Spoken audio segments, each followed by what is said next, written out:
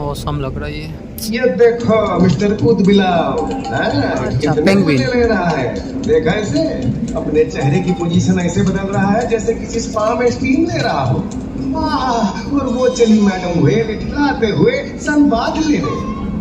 और ये जोकर मछली यानी क्लाउन फिश, ये तो गाना भी गाती है भाई, बिना किसी सुरताल के। हाँ, ये रात समुद्री जानती है और कोई खतरा महसूस होने पर ये कभी घुराती है और कभी चहकती है। क्लाउन फिश है ना। और ये डॉल्फिन हमारे स्मार्ट इंसान के दोस्त, ये अपनी आवाज का इस्तेमाल सोनार की तरह करके एकदम सही दिशा में तैरती और एक दूसरे को संदेश भेजती है। 20,000 से ऊपर ईमेल या व्हाट्सएप से भी तेज।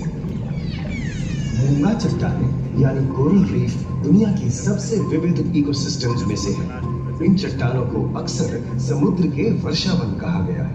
आई समुद्र में वर्षा, अजीब बात है ना? अरे दरअसल इनका नाम इनके आसपास बसे इन जीवों की विविधता के कारण पड़ा है। इनमें से कुछ होंगे गर्म उथले समुद्र में, तो कुछ ठंडी अंधेरी गहराइयों में रहकर हमारे इकोसिस्टम के संतुलन को बनाए रखते हैं। पौधे हमारे इकोसिस्टम का एक बहुत ही महत्वपूर्ण हिस्सा है और पानी में ऑक्सीजन का सबसे बड़ा स्रोत 60% तो समुद्र में से आता है ना। पौधों में से एक बहुत ही महत्वपूर्ण पौधा है फाइटोप्लैंक्टन, जो पूरी दुनिया की ऑक्सीजन की जरूरत का लगभग 50% बनाकर हमारा अस्तित्व बनाए रखता है। इन समुद्रों में पहुंचने वाली सूरज की रोशनी की मात्रा के हिसाब से उन्हें 3 क्षेत्रों या परतों में बांटा गया है। सतह के सबसे नजदीक वाली परत को यूफोटिक जोन या सनलाइट जोन कहा जाता है।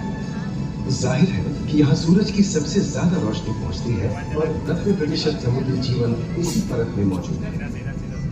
अगली गहरी परत को डिस्फोटिक जोन या ट्वाइलाइट जोन कहा जाता है।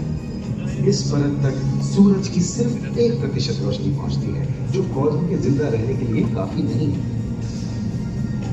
तीसरी और सबसे गहरी परत एफोटिक जोन या मिडनाइट जोन है।